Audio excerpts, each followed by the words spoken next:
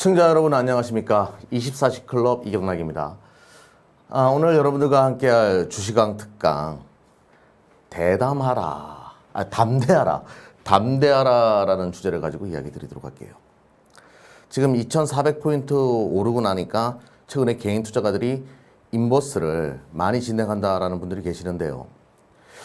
과연 지금 여기가 꼭지인가? 그리고 또 최근에 조정이 발생하다 보니까 시장에 대한 우려감들을 여러분들이 많이 갖고 계시는데요. 어떤 전략을 잡아야 될지 본격적으로 이야기해보는 시간 가져보도록 할게요. 지금 누가 뭐라 하더라도 시장에 이 반등의 서막과 현재 2000포인트를 돌파하고 2400포인트까지 끌어올린 1등 공신들은 동학 개미들입니다. 51조의 고객 예탁금이 지금 깔려있는 상황이에요. 3월달부터 꾸준하게 올라와가지고 지금 고객 예탁금이 51조까지 들어와 있는 현재 상황. 그럼 동학개미들은 주식시장의 이 바닥 국면을 정확하게 집어가지고 이제 승부를 던져야 되겠다라는 아주 철저한 계획 아래 이런 고객 예탁금이 증가했는가에 대한 부분. 그렇지가 않죠. 가장 큰 원인은 저금리 시대이기 때문에 마땅한 투자처. 우리가 월급 가지고만 살 수는 없는 거 아니겠습니까? 나의 부를 끌어올리기 위해서는 투자처가 필요한데 금리가 지속적으로 떨어져가지고 2019년, 2020년도는 지금 말도 안 되는 은행에 넣어봤자 아무것도 먹을 수 없는 그런 구간까지 떨어지다 보니까 대체 투자처로서 주식시장이 부각이 되었다. 이렇게 설명드리는 것이 맞겠지요. 근데 이건 비단 대한민국뿐만 아니라 전 세계가 다 그러한 기조라는 거예요. 미국에서도 로빈후드 투자자들이 증가했다. 로빈후드가 동학개미라고 보시면 됩니다. 이런 개인 투자가들이 증가했다라는 이야기들이 나오는 것도 비단 대한민국만의 현상은 아니다라는 것을 우리가 유추해 볼 수 있는 건데요. 최근에 금리, 은행 이자, 그러니까 기존 저축성 수신금리 얼마인지 아십니까? 0.89%예요. 처음으로 0%대를 지립했다. 또 순수 저축성 예금 금리는 0.88. 그러니까 1%가 되지 않습니다. 내가 1억을 정기예금 1%짜리 들어가가지고 2억을 만드는데, 그러니까 2배를 만드는 거죠. 119년이 걸려요. 그러다 보니까 여기 내가 예금을 할 필요가 없어지네. 지금 은행금리 1%가 안 된다는 얘기예요, 여러분들. 그럼 자금이 빠져나올 수밖에 없죠. 그래서 주식, 부동산에 요금을 내고 10조 뺏긴 은행들 비상. 근데 여기 주식, 부동산이라고 저번 달 기사화된 내용을 제가 가지고 나왔어요. 주식, 부동산.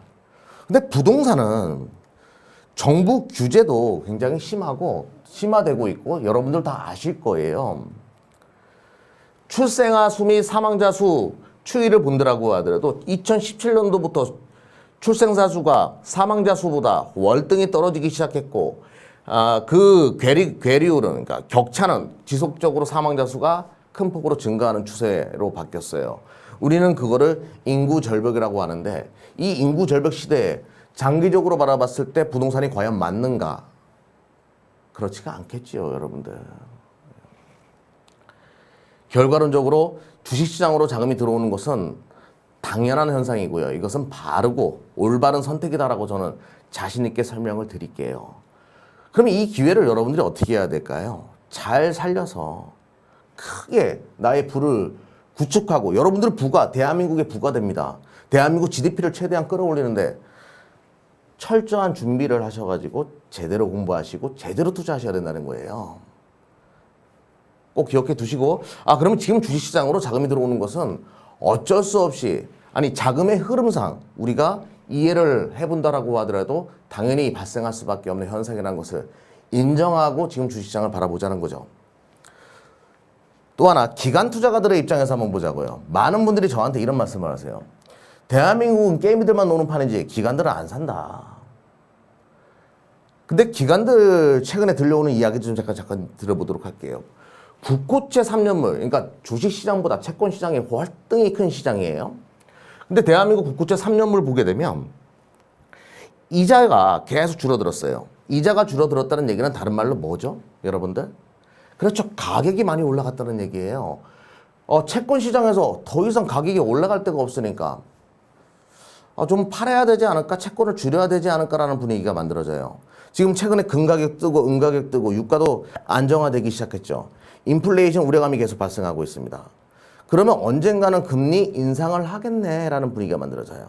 금리 인상을 한다는 얘기는 채권 가격이 떨어질 수도 있겠네 이거예요. 그러면 누구나 채권도 높은 가격에서 팔고 싶겠죠. 이 그림을 보면 잘 이해가 안 되죠. 제가 거꾸로 보여드릴게요. 미국채 10년물 선물입니다. 이게 이제 미국채 10년물의 가격이에요. 선물 가격입니다. 이렇게 올라와 있어요. 이게 월봉이에요. 역사상 최고 1985년도부터 지금까지 미국채 10년물 선물 가격이 여기까지 올라온 적은 없었어요. 이러니까 채권 시장에서 자금을 조금 빼야 되겠네라는 분위기가 만들어지죠. 굉장히 중요한 포인트예요. 채권 시장에서 자금을 빼야 되겠네? 그럼 그 자금이 어디로 갈까요? 새로운 투자처를 찾는데 주식시장이 될 가능성이 가장 높지요, 지금은. 아니면 과거처럼 2007년도 때, 2009년, 10년도 때 이런 그 대형 자금을 운용하는 펀드사들이, 글로벌 투자은행들이 정유에다가 베팅해가지고 막 미친듯이 끌어올렸듯이 뭐 그런 자산 버블을 만들어낼 수도 있겠지만 일단은 채권 시장에서 외국인 투자자금들, 국내 기관 투자자금들은 조금씩 뺄 가능성이 높다는 건 여러분들이 알고 계시란다는 얘기예요. 그러면 외국인과 기관의 수급이 들어오지 않아서 대한민국 주식시장이 못 가? 가 아니라 언젠가는 이들의 자금이 주식시장으로 들어올 수 있겠네라고 보는 것이 맞는 거죠. 수급은 과거의 것은 누구나 분석이 가능해요. 앞으로 들어오는 수급을 예측하는 것이 바로 여러분들이 진행해야 되는 수급 분석의 시작이다라고 먼저 말씀을 드릴게요. 아니면 기관 분들께서는, 외국인 분들께서는 일단은 채권 시장의 투자 매력이 떨어졌기 때문에 주식시장 유입 가능성을 열어놓고 지금 주식시장은 대기하고 있어야 된다. 이렇게 먼저 또 말씀드리겠고. 또 하나, 제가 이 사태에 지금 주식시장의 버블 가능성을 저는 이야기 드리는 겁니다. 2008년도 리먼 사태가 발생하고 나서 버냉키가 양적 완화 수돗물을 틀었어요. 그 수돗물을 계속 콸콸콸콸 흐르고 있는 상황에서 경기가 좀 좋아지고 미국의 지수들이, 경제 지표들 다 점진적으로 나아지기 시작했고 호황기로 넘어가네. 그래서 살짝 잠그려고 했는데 요번에 또 뭐가 터진 거예요? 코로나가 터진 거예요. 그러니까 파월이 양적 완화에다가 파월 의장이 질적 완화까지 또 수돗물을 더 크게 틀어버렸습니다. 그런데 코로나는 여러분들이 알다시피 백신과 치료제가 나오면 경제가 바로 정상화될 수 있는 시나리오라는 거죠. 이 수돗물을 그러면 언제쯤 잠궈야 된다는 얘기예요. 이 수돗물은 여전히 계속 틀어놓은 상황이에요. 자산시장의 버블도 예상해 볼 수 있는 구간이라는 거예요. 자, 쉽게 주식시장의 하방을 이야기해서는 안 되는 구간입니다. 최근에 주식시장이 흔들린다라고 해가지고 이제 줄일 때가 됐나? 그런 관점으로 볼 수 없는 현상들이, 이 수돗물의 그 기저효과가 어떻게 연출될지 좀 더 지켜볼 필요가 있다는 거죠. 그리고 이제 본격적으로 동학 개미 운동 좀 한번 해보자고요. 최근에 동학 개미 운동이다라고 막 난리치니까 사상 유례가 없던 일이 발생했습니다. 대한민국 개미들이 들고 일어났습니다. 근데 이게 2020년도 올해만 발생했던 이야기냐 이거죠. 저는 여러분들에게 과거로 한번 돌아가 보자고요. 우리가 이런 동학 개미운동 비스무리하게 주식시장으로 자금이 어마무지하게 유입됐던 시기가 과연 없었는가. 2007년도 기억 안 나세요? 미래에셋, 인디펜던스 펀드, 디스커버리 펀드, 이때는 간접 투자를 냈죠. 여러분들이 2007년도 간접 투자를 막 함으로 인해가지고 지수가 2000포인트 넘어가고 난리도 아니었습니다. 그때 펀드 설정의 추이를 보게 되면 이때 11조 막 이랬었어요. 그리고 리먼 사태 터지고 나서 점진적으로 줄어들어가지고 지금은 뭐 8,400억, 10조가 넘어갔던 자금들이 설정액이 10분의 1 이상 이제 쪼그라드는 그런 현상이 발생한 거죠. 근데 이건 간접 투자였잖아요. 그럼 지금 나서는 건 뭐예요? 이때는 펀드로 하면 누가 돈 버는구나 이런 분위기가 막 만들어지면서 펀드 가입해가지고 기관 투자가들한테 자금을 여러분들이 맡기고 이러면서 지수가 2000포인트 올라갔어요. 근데 지금은 직접 투자로 나선 거잖아요. 직접. 나 기관들 못 믿겠는데 내가 직접 해야 되겠어. 정보도 많아. MTS, 그러니까 모바일로 매매도 가능해. 시대가 IT 문명이 또 이것도 하게 해준 거 아니에요. 직접 투자의 확대. 그 직장인들이 자금이 지금 주식시장으로 투입되기 시작하고 이렇게 된 겁니다. 그런데 요 버블이 일어났을 때, 버블이었어요. 이때 완전히 펀드 버블이었습니다. 요거를 떨어뜨린 게 뭐였어요? 버블을 떨어뜨렸던 거. 그거는 바로 영화 빅쇼트에 나오는 한 장면인데요. 여러분들이 알다시피 부동산 버블. 부동산 버블.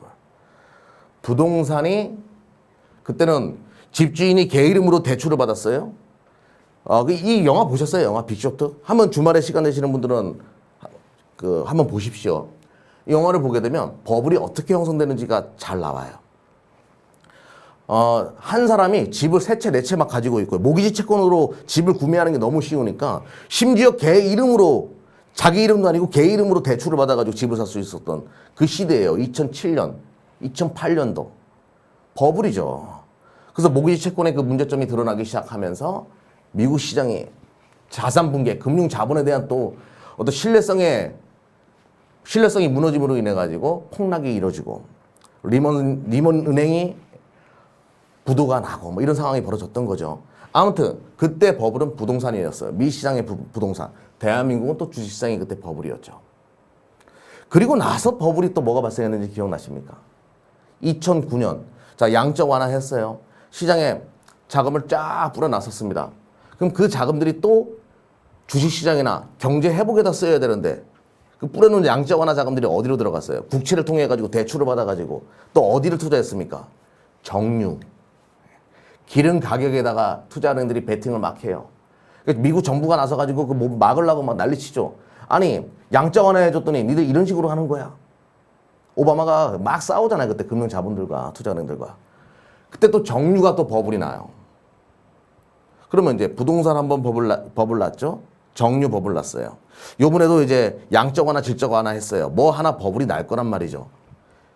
다음 버블은 뭐가 될 것 같아요, 여러분들? 그 버블을 우리는 준비해야 되는 거죠, 지금은. 분명히 시장의 유동성, 뭐 오늘 통화량 사상 최대치다 이런 얘기도 대한민국도 마찬가지예요. 정부들 포퓰리즘에 빠져가지고, 포퓰리즘이라고 하는 것을 표현하는 것보다는 아무튼 코로나가 굉장히 급했으니까 자금을 시장에다 막 뿌렸어요. 내 통장에다가 정부가 돈을 주는 시대가 막 만들어졌어요. 미국은 트럼프 이래가지고 돈 봉투도 보내줍니다. 이거 선거 자금이랑 똑같다라고 제가 말씀드리는데 이런 식으로 돈을 뿌려놨습니다. 그리고 연준과 중앙은행들은 초저금리를 만들었고 여러분이 알다시피 양적 완화, 질적 완화 분명히 버블이 발생할 수밖에 없다는 거죠. 다음 버블은 뭐가 될까요? 다음 버블은 정유를 다시 끌어올릴 수 있을 것 같아요. 신재생에너지, 그린 뉴딜 정책의 확대, 기름을 안 쓰려고 하는 분위기인데 뭐가 될 것 같습니까? 자, 제가 몇 가지 팁을 드리는 건데요. 아무튼 그리고 이제 차트 보면서 현재 구간은 당연히 조정이 올 수밖에 없는 건전한 조정이 발생할 수밖에 없는 이유를 제가 좀 설명드릴게요. 지금 우리 이스터지 클럽 차트에 하단에 이렇게 점선이 가 있어요.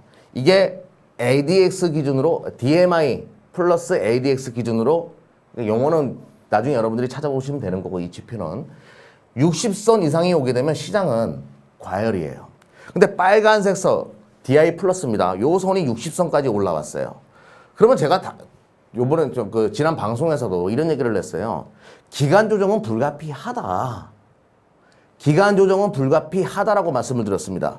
당연히 여기를 넘어왔기 때문에 지금까지 빨간색 선이 60선을 넘어와서 코스피 시장이 안 쉰 적이 없어요. 근데 여기서 중요한 거는 검은 선이 아니라 빨간색 선이 올라온 것, 이 자체가 굉장히 중요한 겁니다. 이게 왜 중요하냐면요. 2017년 5월이에요. 이때도 빨간색 선이 올라왔었어요. 이렇게 60선을 올라왔고 시장에 조정이 들어오는데 잘 보이십시오. 시장의 조정이 어떻게 들어와요? 기간 조정으로 들어오죠. 옆으로 기지요. 이것이 무엇을 의미하는 거라 생각하십니까? 빨간색 선을 60선까지 끌어올린 것은 굉장히 시장의 체력이 강하다라는 얘기예요. 시장의 체력이 강하기 때문에 가격이 아니라 기간 조정으로 넘어오는 거죠. 끌면서 조정이 만들어지는 거예요. 그리고 그물망 상단을 다시 터치하고 시장을 또 끌어올리는 그런 흐름을 보여줬습니다. 언제라고요? 2017년 5월. 여러분들이 한번 찾아보십시오. 또 하나. 2007년 6월에도 이런 현상이 발생했었어요. 그러니까 지금 거의 10년에 한 번 올까 말까 한 60선 돌파가 있었던 겁니다. 그 시장 자체가. 빨간색 선이 또 이때 돌파를 했어요. 당연히 기간 조정 들어오죠. 쉬면서 이런 식으로 해서 올라갔다는 얘기예요. 꼭 기억을 해 두십시오. 빨간색 선이 60선까지 왔다는 얘기는 시장 체력이 강하기 때문에 조정이 들어와도 쉽게 무너지지 않는 조정이라는 거예요. 가격 조정이 아니라 기간 조정으로 연결될 수 있다는 거. 지금 시장 어제 쉬었어요. 기간 조정으로 연결될 수 있다는 겁니다. 코스닥은 단기 과열 구간 두 가지 징후가 만들어졌어요. 빨간색 선도 들어오고 검은색 선도 같이 돌파하는 60선을 정말 센 시장이 요번에 발생을 했습니다. 당연히 시킬 수밖에 없는 거예요. 이거는 너무 뜨거운 거야. 당연히 차익 실현에 대한 욕구가 강하고 시장은 시킬 수밖에 없는 건데요. 요것도 마찬가지입니다. 과거에 한번 이야기를 한번 해보자고요. 2007년 4월 올라왔어요. 가격 조정이랑 기간 조정은 같이 형성됩니다. 코스닥은 변동성이 크다 보니까. 계속 옆으로 기지만 가격 조정도 같이 일어나요. 그리고 나서 다시 새로운 추세를 그립니다. 그만큼 이것도 강한 거예요. 강한 겁니다. 과열은 과열이죠. 시키긴 시켜야죠. 뜨거운데 순댓국 어떻게 먹겠습니까? 식혀서 먹어야 되겠죠. 당연히 여기서 기간 조정은 당연히 발생할 수밖에 없는 거다. 그러면 2400포인트가 온 현재 구간 기간 조정을 예상하고 내가 놓쳤던 버스를 살려고 하시는다는 얘기예요. 잡으려고 하시는다는 얘기입니다. 그 전에 그러면 시장은 앞으로 계속 강할 가능성이 높다라고 저는 이야기를 드리는데 찝찝한 게 하나 있어요. 정말 스트레스를 주는 게 하나 있습니다. 대주주 기준 확대. 왜 정부가 부동산 규제하면서 주식시장으로 자금이 유입되게 해줘야 되는데 내년 대주주에 대한 기준이 2021년도 4월 1일자부터 바뀝니다. 10억이 한 종목당 10억을 가지고 있던 분들께서 3억으로 낮아지게 되면 대주주가 되는 거예요. 그래서 양도세를 부과하게 됩니다. 주식시장으로 자금이 오게 해야 되는 상황. 정부 부동산 잡으려고 하시잖아요. 주식시장으로 자금이 와줘야 되는데 이런 제도가 있게 되면 3억 이상 갖고 있는 큰 손들은 주식을 털려고 하겠죠. 그러면 주식시장이 어떻게 될까요? 당연히 하반기 때 못 가겠죠. 지금 뜨거워져야 되는 이 주식시장을 이 제도 때문에 시킬 가능성이 높다라는 거예요. 이것 때문에 시장에 대해서 4분기 때 시장이 간다라고 저는 이야기를 못 드리겠어요. 너무 찝찝해요. 이것 때문에. 그래서 우리는 어떻게 해야 될까요? 좀 더 구체적으로 설명드리면요. 2018년도 기준으로는 그 지분 1% 가지고 있거나 25억 원 이상 갖고 있는 분들은 대주주였어요. 그리고 2018년도부터는 그 이전요. 2018년도 이전은 그랬고 2018년도부터는 1% 또는 15억 원 이상 코스피 기준으로 갖고 있는 분들이 대주주였어요. 근데 2020년도 그러니까 올해부터는 1% 또는 10억 원 이상 갖고 있는 분들이 대주주로 치부가 되면서 양도세를 내는 건데 내년부터는 너무 갑자기 확 줄이는 거 아니에요? 1% 또는 3억 원 이상 갖고 있는 분들이 대주주가 되는 겁니다. 조금만 주식 좀 가지고 있으면 다 대주주가 되다 보니까 던지려고 할 거 아니에요. 당연히 주식시장은 못 가겠죠.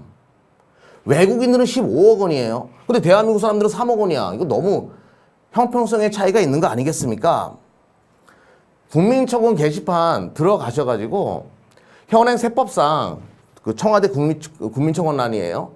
대주주 요건을 완화해 주십시오. 개인 투자가들 주식을 그렇게 많이 하시는 분들이 많이 계셨는데 왜 여기서 국민청원에 함께 하시는 분들은 안 계시죠? 이거는 지금 정책상으로도 대한민국 시장에 자금이 유입될 수 있는 환경을 저해하는 거기 때문에 여러분들이 나셔가지고 국민청원 좀 동참해 주시면 좋을 것 같아가지고 제가 요 란을 올렸고요. 뭐 이런 내용이에요. 이거는 뭐 차후에 또 설명드리는 시간 가져보도록 하겠습니다. 그리고 이제 오늘 이 시간 이용락이 방송을 한다라고 하니까 2차전지 관련된 종목들에 대해서 궁금해 하셔가지고 참여하신 분들이 많이 계실 거예요. 지금 누가 뭐라 하더라도 대한민국 시장의 주도주는 2차전지였어요. 대한민국이 이제 IT 강국에서 자동차 강국으로 현대기아차가 올라간 것도 미래차에 대한 전기차나 수소차에 대한 그 미래차에 대한 기대감으로 올라온 부분도 상당히 컸던 거고. 그래요. 최근에 자동차 강국으로 변모하는 대한민국에 대한 투자 매력도가 증가한다. 그러면서 2차 전지가 시장을 이끌었던 것은 누구도 부인할 수 없는 사실인데요. 근데 모건 스탠리가 노멀 업사이드, 더 이상 못 간다라는 보고서를 올렸습니다.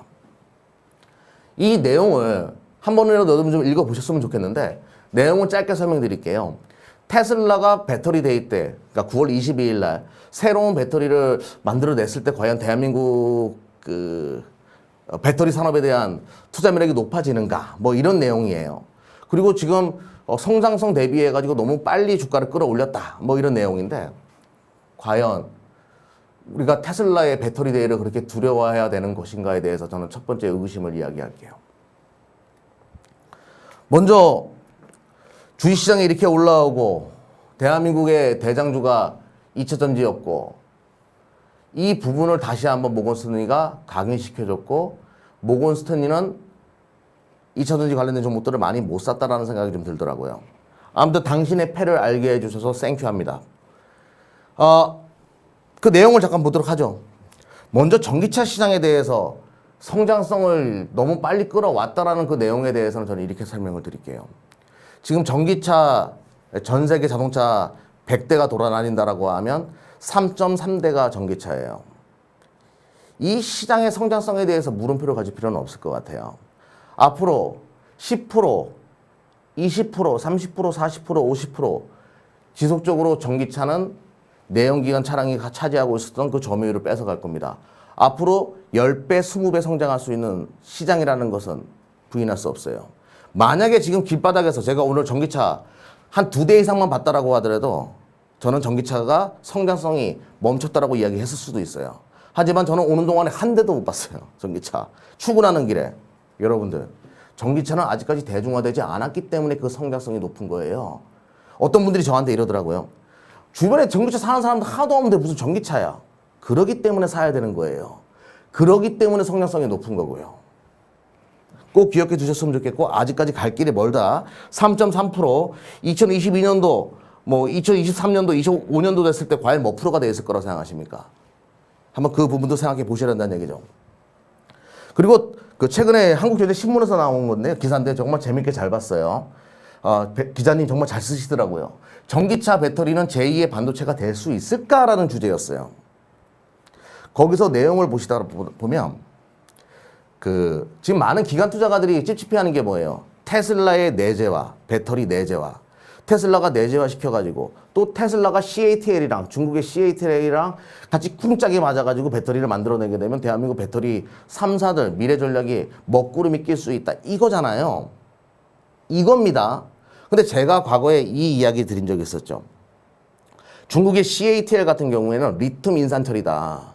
리튬 인산철 자체는 에너지 밀도가 대한민국 배터리를 쫓아올 수 없다. 대한민국의 3원 개 배터리를 쫓아올 수 없다라고 얘기를 했어요. 요번에 LG화학 컨퍼런스 콜에서 그 얘기 나왔죠. 그때 LG화학 측에서 뭐라고 얘기했습니까? 에너지 밀도에서는 안 된다. 중국의 CATL은 그 얘기 나왔지요. 기술력이 안 됩니다. LFP 리튬 인산철로 3원계를 쫓아올 수가 없어요. 그럼 중국은 왜 그걸 선택했냐? 제조업 기술이 안 돼서 그걸 선택한 거예요. 또 하나 제가 하나 여쭤볼게요. 독일의 보쉬는 배터리에 투자했다가 왜 나가 떨어졌나요? IT 제조업 기술에서 기술력이 안 되니까 나가 떨어진 거예요. 테슬라가 한다라고 치자고요. 과연 대한민국의 수율과 이 에너지 밀도를 만들어낼 수 있을 거라고 생각하십니까? 테슬라는 앨런 머스크는 마법사예요. 대한민국이 이거를 몇 년을 준비했는지 여러분들이 진짜 모르시는 겁니까? 하면 저는 그거에 대한 질문을 하고 싶어요. 그리고 대한민국이 왜 테슬라가 배터리 내재화를 한다라고 하더라도 신경 쓸 필요가 없냐면요. LG화학이나 SK이노베이션 등 국내 업체들이 화학산업 기반 회사라는 점도 강점이다. 수직 계열화돼가지고 라인업이 다 만들어져 있어요. 이 수율과 이 단가를 과연 테슬라가 할 수 있을까요? 소재부터 시작해가지고. 그것에 대한 앨런 머스크가 대단한 걸 만들어내긴 했어요. 하지만 IT 제조업은 대한민국은 반도체를 만들 수 있는 국가예요. 메모리 반도체를. 대량의 생산도 가능하고 IT 제조업에서는 우리를 쫓아올 수 있는 국가는 없습니다. 일본요? 일본은 장인 정신 때문에 안 돼요. 대량으로 뽑아내가지고 대량으로 수율을 맞추고 이런 싸움에서는 우리가 봤잖아요. 메모리 반도체 치킨 싸움에서 대한민국이 어떻게 버텨냈는지. 2차 전지도 마찬가지예요. 수직 계열을 만들어 놔가지고 테슬라가 아무리 쫓아온다라고 하더라도 우리는 이 시장에서 살아남을 수밖에 없어요. 대한민국 배터리 3사는. 꼭 여러분들이 기억하셨으면 좋겠어요. 아무튼 결과론적으로 이런 뉴스가 나왔다라고 하더라도 여러분들은 크게 신경 쓸 필요가 없다는 것을 말씀드리면서 2008년도, 2014년도 이 자료를 좀 제가 가지고 왔습니다. 대한민국이 그러면 IT 제조업에서 어떻게 해서 강국이 되었는가? 왜 2차 전지 쪽에서 대한민국 배터리가 그 가능성이 높은가? 세계 1위에 그 GDP 대비해가지고 R&D 투자를 하는 국가가 대한민국이에요. 특히 2차 전지 쪽에 대한 우리나라 대기업 3사의 투자는 지속적으로 있었습니다. 그 결과물, 그 과실을 지금 따내려고 하는 거란 말이에요. 이 노력을 어떻게 쉽게 그렇게 판단을 하세요? 모건 스탠리가 썼다라고 해서요? 쓰라 해요. 사고 싶겠죠, 모건 스탠리. 못 샀으니까, 물량 못 채웠으니까. 대한민국의 미래 복거리를 이 코로나 때문에 제대로 물량 확보를 못 했으니까. 전 세계 자동차의 중심에 설 수 있는 대한민국의 이 배터리 3사의 물량을 제대로 확보 못 했으니까 쓰고 싶겠죠. 모건 스탠리 기억나세요? 2017년도 10월 30일 날 셀트리온 그때 주가가 15만 원, 16만 원대였어요. 목표가 8만 원 써내렸던 거 모건 스탠리. 그리고 나서 어떻게 됐습니까? 2017년도 10월 30일 날 셀트리온이 그것 때문에 주가가 좀 빠지고 기관 투자가도 물량 좀 줄이고 개인 투자가도 불안해서 줄이다가 어떻게 됐어요? 그때부터 30만 원 갔어요. 꼭 현재의 상황을 꼭 인지하시길 바라고요. 자, LG화학 차트 보여드리도록 할게요. 자, 주가가 이때도 많은 분들이 이랬어요. 전기차 다 왔다. 전기차 많이 왔다. 제가 뭐라고 했습니까? 실적 발표일부터 쏠 거라고 얘기했죠. 쐈어요. 뭐가 다 왔습니까? 주가가 조금만 쉬면 많은 분들은 이렇게 말씀하세요. 아, 못 간다. 그 주가 올라오고 나니까 그분들 얘기 달라지죠. 전기차 좋다고. 또 빠지니까 이제 안 좋다 팔아라. 맨날 후행적으로 얘기해요. 그래서 돈 벌 수 있겠습니까? 어떻게 될지를 미리 말을 해야죠. 떨어질 때 사야 된다고 얘기할 수 있는 사람이 좋은 사람 아니에요? 좋은 분석가고. 자, 말 바꾸는 거 그거 진짜 최악의 리딩입니다. 자, 올라왔어요. 그물망 들어왔어요. 매수타점 들어왔네요. 거래량도 줄어들고 다 매수타점 들어왔어요. 3박자. 다음 주 화요일 날 정도가 매수타점이 될 것 같아요. 삼성 S대도 마찬가지예요. 올라갔다가 그물망 들어왔잖아요. 옆으로 기다가 그물망 안에 들어오면 매수점이라고 제가 말씀드리잖아요. 들어왔습니다. 거래량 줄어들고 있고 3박자 다 떨어졌어요. 기다렸던 분들 이제 보셔야죠.